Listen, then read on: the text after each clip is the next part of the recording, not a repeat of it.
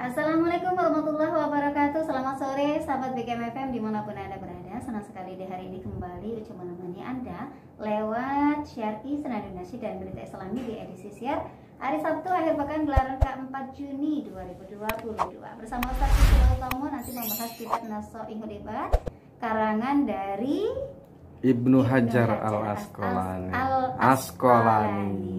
Ya, syarahnya baru syarah Imam Imam Nawawi Nawawi. ya. Baik sahabat BKM FM dimanapun Anda berada, hari ini makalah yang ke-12 dari bab yang keempat atau bab Ar-Rubai, dan nanti kita juga mengundang Anda untuk berpartisipasi secara langsung lewat telepon di 0735481800 atau SMS dan WA di 08117241 Assalamualaikum Ustaz. Waalaikumsalam warahmatullahi. Iya, sehat tadi ya? Alhamdulillah. Alhamdulillah. Kalau yang makalah ke-12 ini poinnya kemana nih tadi? Tentang apa ya? Tentang diam juga ada. Tentang apa itu? Menjaga anggota badan ada. Yang itu nanti punya pahala seperti pahala yang digambarkan orang berjihad, orang berpuasa gitu. Jadi ternyata ada suatu amalan yang diamalkan itu pahalanya seperti sholat gitu.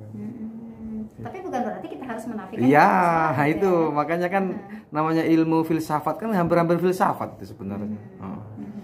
Jadi kita ibaratnya kalau misalnya kita itu membaca surat Qul huwallahu ahad 3 kali. Ya, itu sudah kayak kilah kira-kira. Ya. Seperti sudah menghatamkan Al-Qur'an. Kalau gitu kan baca Quran itu enggak gitu, kira-kira gitu. Ya. Iya. Oke, tetap punya kewajiban untuk itu dan sebagainya. Nah, sahabat BKM FM dimanapun Anda berada, untuk diam kemarin poinnya itu di makalah yang ke-11, tapi hari ini masih ada. Ya. Langsung saja kita akan dengarkan bersama-sama tausiah dari beliau terkait dengan kitab Nasoihul Hudebat karangan Imam Ibnu Hajar Al-Asqalani. Silakan Ustaz. Terima kasih baca jazallah Sayyidana Muhammadan anna khairan jazallah Sayyidana Muhammadan anna ma huwa ahlu. Assalamualaikum warahmatullahi wabarakatuh. Waalaikumsalam warahmatullahi wabarakatuh. Alhamdulillahirabbil alamin wa bihi nasta'in wa ala umuri dunya waddin. Wassalatu wassalamu ala nabiyil karim Mustafal amin amma ba'du. Qala ta'ala fil Qur'anil Karim a'udzu billahi minasyaitonir rajim. Qalu subhanaka la ilma lana illa ma 'allamtana innaka antal alimul hakim. Wa qala alaihi sholatu wassalam man nasiya sholata alayya nasiya tariqal jannah. Wa qala aidan fi haditsin akhar Allahumma faqihu fid din wa alim tawil. Kaum muslimin dan muslimat pendengar BKM dimanapun Anda berada, insya Allah hari ini kita masuk di makalah yang ke-12 dari bab Ar-Rubai. Dan seperti biasa kita akan baca sebelum masuk ke inti dari apa yang akan kita bicarakan di sore yang penuh berkah ini, membaca Al-Fatihah satu ulang agar ilmu kita muassalah kepada mu'allifatul kitab. Dan kalau nanti sudah muassalah kepada beliau, nanti juga akan muassalah kepada guru beliau sampai nanti kepada Rasulullah Muhammad SAW. Dan juga bagi kita semua yang sedang dirundung duka, masalah yang belum selesai, dengan pembacaan Al-Fatihah satu ulang ini agar dapat menjadi asbab diringankan beban dunia ini. Karena memang Allah menciptakan seperti yang kita bayangkan kemarin, yang kita jelaskan kemarin, menciptakan dunia ini penuh dengan kesulitan. Saat kita mengetahui bahwa dunia itu isinya sulit dan ujian, maka sebenarnya tidak ada lagi balak bagi kita, tidak ada musibah bagi kita. Yang ada adalah keberkahan dan keberkahan. Ala hadziniyah as-sholihah. Wa ala muallifiha wa ila muallifi hadzal kitab wa ala kulli niyatin sholihah wa ala manabi salafuna sholihun ajarakumullah. Al-Fatihah. A'udzu billahi minasyaitonir rajim. Bismillahirrahmanirrahim. Alhamdulillahirabbil alamin arrahmanir rahim maliki yaumiddin. Iyyaka na'budu wa iyyaka nasta'in ihdinas siratal mustaqim siratal ladzina an'amta 'alaihim ghairil maghdubi 'alaihim waladdallin. Baik, bismillahirrahmanirrahim. Al-maqalah atsaniyah asyrah. Makalah yang ke-12, kila dikatakan awahallahu ta'ala ila nabiyyin minal anbiya'i min bani Israel Dikatakan bahwa Allah pernah mewahyukan kepada salah seorang nabi atau kepada seorang nabi dari nabi-nabi, yang nabi ini dari Bani Israel. Karena memang yang paling banyak diutus nabi ya ke Bani Israel. Bahkan dalam suatu masa itu ada yang sampai 3-4 nabi sekaligus yang ada di golongan 25 orang itu. Saking perlunya barangkali menurut Allah untuk diutus nabi-nabi ke Bani Israel. Paling banyak memang Bani Israel yang menerima nabi ini. Dan boleh kita ketahui, boleh kita sadari bahwa jumlah nabi itu banyak banget. Ada riwayat mengatakan 114.000 nabi. Yang 25 itu yang hanya tertera di dalam Al-Quran. Nabi jumlahnya banyak. Kepada siapa wahyu yang diberikan, wahyu yang diberikan oleh Allah ini, nabi siapa kita nggak ngerti. Yang jelas bahwa di dalam kitab ini ditulis Allah mewahyukan kepada salah seorang nabi dari nabi-nabi yang pernah Allah utus untuk Bani Israel. Apa di sini? Qol Jalla wa Azza. Allah berfirman yang maha tinggi dan yang maha agung, sumtuka anil batil. Diammu terhadap atau diammu atas batil dari kebatilan, wa huwa ma la yufidu syai'an li aw li ajli saumun. Maksud diammu dari kebatilan bukan kemudian saat ada kebatilan yang kita lihat kita diam, bukan begitu. Sumtuka di sini diammu. Kalau dalam bahasa Jawanya itu ngeleremne jiwa. Jadi jiwa kita itu lerem.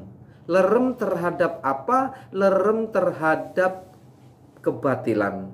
Diam, tidak melakukan kebatilan, menahan diri untuk tidak melakukan hal-hal yang dilarang oleh Allah. Karena makna batil di situ alladzi la yakunu sahihan bi aslihi.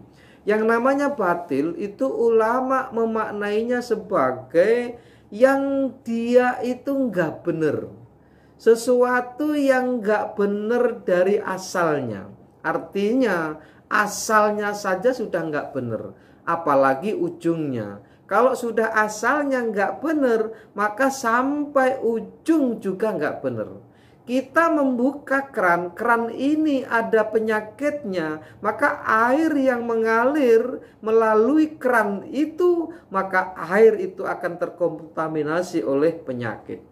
Kita membuka saluran, yang saluran itu mengandung enzim yang membahayakan, maka seluruh air yang mengalir melalui terusan itu, melalui selokan itu akan mengandung enzim yang berbahaya. Pun begitu amal di dalam hati. Saat dimulai dari hal yang tidak baik, yang tidak bermanfaat, maka nanti akan terus amal itu menjadi tidak baik dan tidak bermanfaat.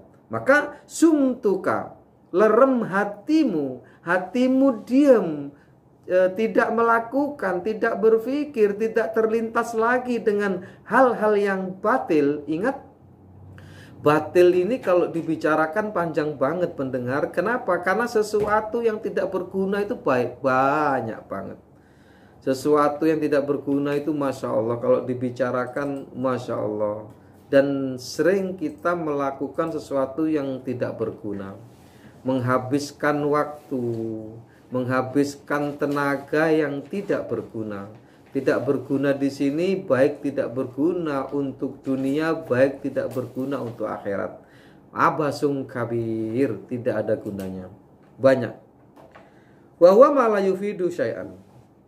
Nah, orang yang bisa menghindarkan dirinya, menghindarkan jawarihnya dari perbuatan batil, dan itu dilakukan li ajli, kata Allah, demi aku, kata Allah, lahu saumun, dia seperti puasa.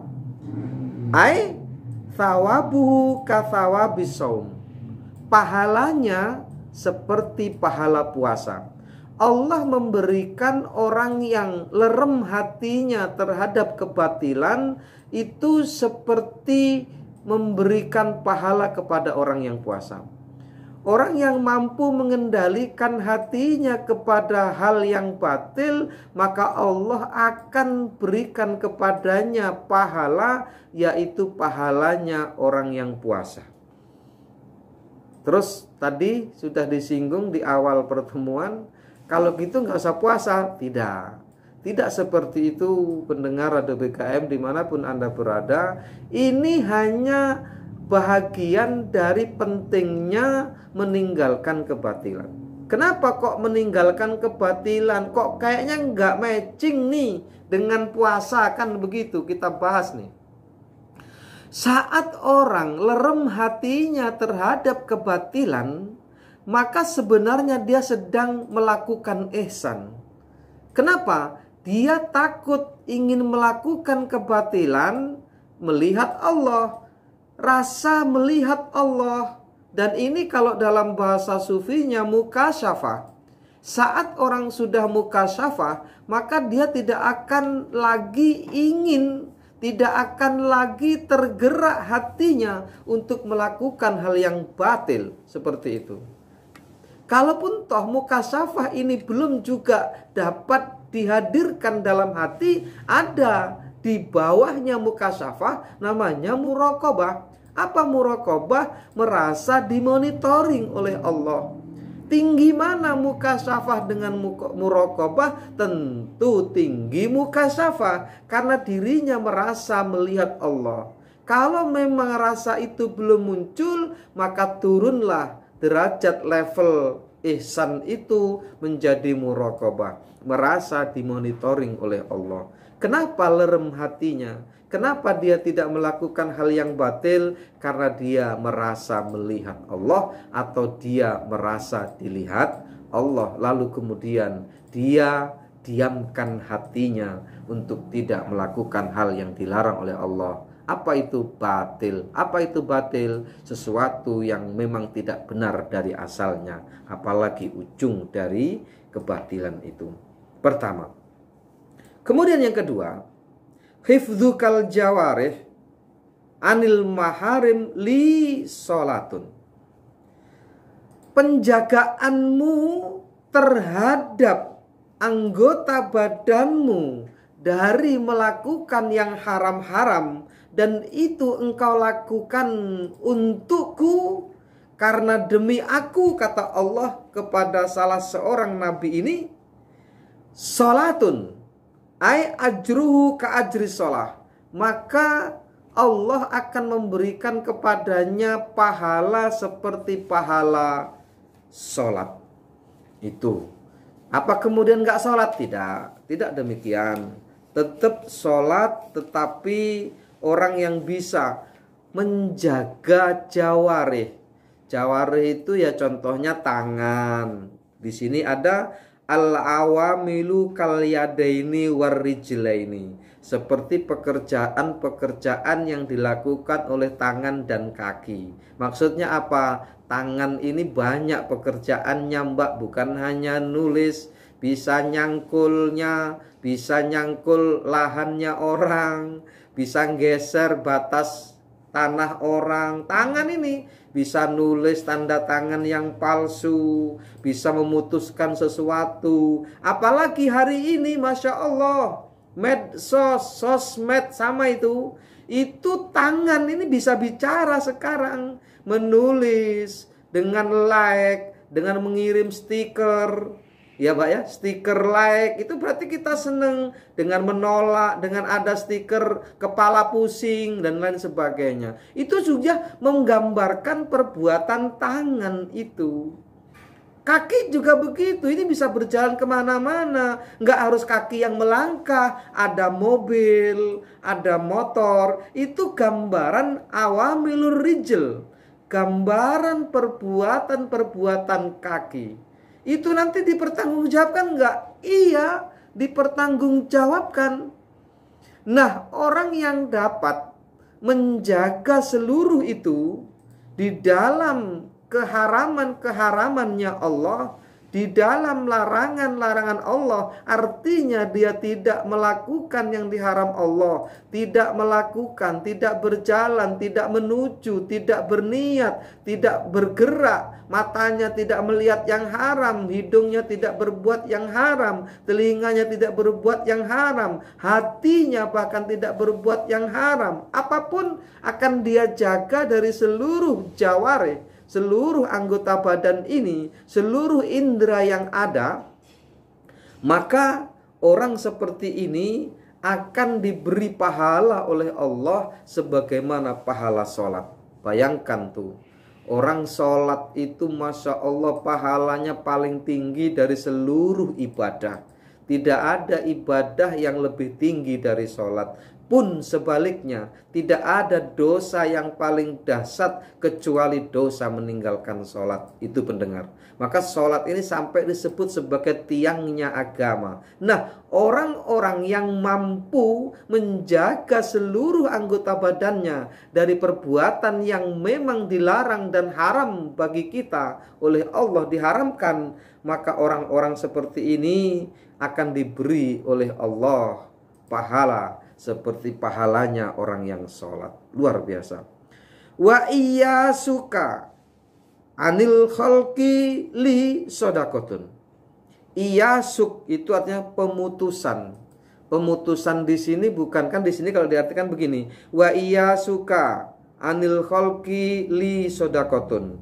Dan pemutusan kamu terhadap makhluk, dan itu kamu lakukan demi aku, kata Allah, itu adalah sedekah. Artinya Allah akan memberikan pahala sedekah. Apa maksudnya pemutusan hubungan terhadap makhluk? Di sini ada syarahnya. Ia suka ay qata'u tama'ika. Qata'u tama'ika itu artinya memutuskan tomaknya, tomak kepada makhluk. Maksudnya orang punya masalah keluarga, punya masalah ekonomi, jangan curhat banyak-banyak dengan makhluk. Jangan mengeluh kepada makhluk. Itu maksudnya. Bukan kemudian kita memutuskan silaturahim, bukan. Bukan kemudian kita tidak bertetangga lagi, bukan. Bukan kemudian kita nggak menyapa lagi, bukan. Itu namanya memutuskan silaturahim. Ini memutuskan yang khusus terhadap apa? Qat'u tama'ika. Qat'u tama'ika itu mengeluh, kemudian menceritakan sesuatu yang harusnya tidak diceritakan, atau kita berniat menceritakan kekurangan kita, menceritakan kesedihan kita berlebihan kepada orang agar orang itu kasihan dengan kita, lalu kemudian memberikan uang kepada kita. Dan itu apalagi kalau dilakukan dengan bohong, padahal sejatinya tidak seperti itu lebih parah lagi. Itu yang benar-benar saja itu perlu dihindari, perlu diputuskan. Kita nggak perlu lagi banyak mengeluh kepada makhluk. Terus bagaimana jalan keluarnya? Bangun di malam hari, mengeluhnya kepada Allah. Yaskukallah, engkau mengeluhnya kepada Allah. Anta tasku ilallah, engkau mengeluh, engkau berharap, engkau berpaling, engkau hanya meminta kepada Allah Subhanahu wa ta'ala terhadap apa yang kita alami, terhadap sesuatu yang tidak enak. Dan kita sudah bahas kemarin bahwa dunia itu betul-betul isinya al-mihan. Al-mihan itu adalah ujian. As-so'bu, so'bu itu kesulitan. Makanya kemarin sudah kita bahas, man arafat dunya, siapa yang sudah memahami tentang dunia, bahwa dunia itu isinya adalah kesulitan, isinya adalah ujian, laisa lahul musibah, maka tidak ada lagi musibah baginya. Yang ada adalah keberkahan dari Allah Subhanahu wa ta'ala. Nah, orang yang mampu seperti ini, tidak mengeluh kepada makhluk, tidak berharap kepada makhluk, tidak berpaling kepada makhluk, sampai pada posisi yang pusing dan pening untuk memilih satu pilihan yang sulit. Misal, tidak kemudian ke dukun. Kalau dia ke dukun berarti dia masih disebut sebagai apa? Tidak melakukan iya suka aukot utom tom ika itu. Atau mungkin kita lagi sedih karena ekonomi sangat terpuruk mungkin. Terus kemudian kita melakukan hal-hal yang luar biasa. Misal nih ngungu tuyul. Ngingu tuyul. Ngungu tuyul. Ngingu tuyul. Nah, misal nih, sekarang banyak nih. Jangan harap tidak ada. Ada lagi dengan cara bukan tuyul, pesugihan yang tanpa apa namanya. Ada kan sekarang sering itu di Facebook, di mana? Di YouTube itu ada orang dengan mahar 7 juta dapat 7 miliar. Nah, itu hati-hati itu. Hati-hati itu. Tampilannya itu ustazah itu. Jadi di profilnya itu ustazah siapa gitu disebutkan di situ. Dan ada testimoninya berhasil, hati-hati itu. Luar biasa, dari mana uangnya itu? Nah itu, gambarnya cantik Mbak, cantik, ustazah disebutkan, tapi ternyata bisnisnya di media sosial begitu. Nah ini masih apa? Termasuk masih yasku ilal kholqi. Dan dia dulu ya, kalau ada istilah yang katanya dulu menggandakan uang, padahal yang tukang gandain uang gitu-gitu aja. Bahkan kadang rumahnya juga kecil ya Mbak ya. Kenapa dia nggak ngelakukan? Kenapa nggak ngelakukan gitu ya? Nah itu. Kenapa harus pakai uang lagi ya Mbak ya? Nah itu kadang. Tapi karenanya manusia itu kan gini Mbak ya, ketika dia apa ya menginginkan sesuatu yang apa yang berlebih dan keinginan itu begitu melekat, tidur dibawa, berbaring dibawa gitu kan. Jadi sudah nggak logis ya nggak logika lagi memang, bener itu nggak logika lagi. Ada lagi apa namanya itu arisan bodong, mulai ini Mbak, mulai lagi ini Mbak, mulai ada banyak tertipu arisan bodong, hati-hati. Terus apa itu yang menanamkan saham, hati-hati. Kayak Indrotonik kemarin, hati-hati itu banyak sekarang. Itu salah satu kita mengeluhnya kepada makhluk. Padahal ia suka anil khalqi li sodakoh. Pemutusan itu tidak mengeluh kepada makhluk, itu Allah akan mengganjarnya dengan ganjaran sedekah. Luar biasa ganjaran sedekah ini. Tetapi ketika memang itu dilakukan li ajli, karena hanya untukku dan mencari ridhoku. Wa kafukal adha ay usulul makruh anil muslimin li ay li ajli jihadun ay thawabu kafabil jihad. Wa kafuka, dan menahan dirimu engkau tahan untuk tidak menyakiti orang muslim, untuk tidak menyakiti sesama. Dan itu engkau lakukan, kata Allah kepada salah seorang nabi dari Bani Israel, itu engkau lakukan demi aku, kata Allah. Jihadun, itu adalah jihad fisabilillah.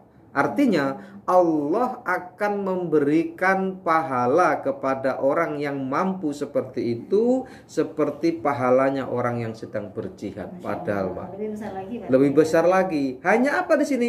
Menahan untuk tidak menyakiti.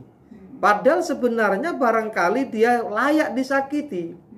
Kalau Imam Ali pernah ngomong, walastu bihayyabin liman la yahabuni, walastu arolil mar'i ma la yaroliya. Aku tidak mungkin cinta sama orang yang tidak cinta sama aku, dan aku tidak mungkin melihat sama orang yang tidak melihat aku. Artinya kalau kita lihat dari kalimat ini, itu seakan bisa kita membalaskan ya Mbak ya. Kita boleh membalas orang yang jahat dengan kita, kan begitu ini. Karena aku nggak akan cinta sama orang yang nggak cinta sama aku. Aku nggak akan memberi sama orang yang nggak memberi aku. Aku nggak akan apalagi menolong sama orang yang nggak menolong aku. Aku nggak akan datang kepada orang yang nggak datang kepadaku. Kan begitu seakan. Tetapi sebenarnya di balik itu ada kalimat-kalimat yang tersembunyi. Kenapa? Jika Anda lebih dan bisa dari meninggalkan yang ini, contohnya bagaimana maksudnya? Mencintai orang yang tidak mencintai, memberi sama orang yang tidak memberi, memaafkan sama orang yang dia menghina kita, membiarkan ijaan kakinya yang dia injak kaki kita. Wong Jawa sudah ada itu Mbak filosofinya, bayangkan tuh. Orang Jawa itu ketika diinjak kakinya dia mohon maaf. Nyuwun sewu Mas, suku kulon jenengan injek. Coba tuh. Boleh nggak sebenarnya kita marah? Boleh, wong kita diinjak. Tapi ini Mbak filosofinya ini. Orang Jawa belum kenal yang ini sudah mempraktekkan tuh. Tetapi maaf, ada orang yang tidak demikian, Mbak. Ada yang tidak demikian. Diinjak langsung, oh marah, dia nempeleng kita. Padahal kita nginjak itu nggak sengaja. Tapi nggak sengaja itu dijadikan masalah. Siapa sih yang mau sengaja menginjak orang? Makanya orang Jawa melihatnya dari sisi orang itu. Jangan melihat sebuah kesalahannya. Melihat dari sisi itu. Akhirnya dia, Mas, minta maaf kaki saya jenengan injek. Coba tuh. Nah ini sebenarnya sudah kafukal adha. Engkau dapat menahan dirimu dari menyakiti orang lain. Dan itu engkau lakukan untukku, kata Allah, maka engkau akan aku beri pahala seperti pahala jihad fisabilillah. Jadi semisal kita memang sebenarnya bisa berkuasa untuk hal itu ya, dan bisa melakukan hal itu bahkan lebih dari apa yang orang lain lakukan kepada kita. Tapi ketika kita bisa menahannya, maka lebih bagus. Seperti pahala kita berjihad di jalan Allah. Makanya kan kalau dalam surah Luqman kalau masalah itu, sabrun jamil. Kesabaran yang baik itu seperti itu. Orang sabar juga loh disebut ketika orang menempeleng pipi kiri, kita ganti menempeleng pipi kiri. Itu juga disebut sabar, Pak. Orang yang nggak sabar itu saat ditempeleng pipi kiri, kita nempeleng pipi kiri dan kanan. Itu nggak sabar itu. Gitu loh, Mbak.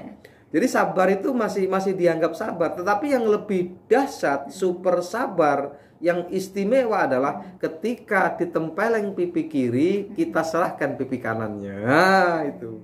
Tapi luar biasa. Dan itu hanya Rasulullah, Mbak.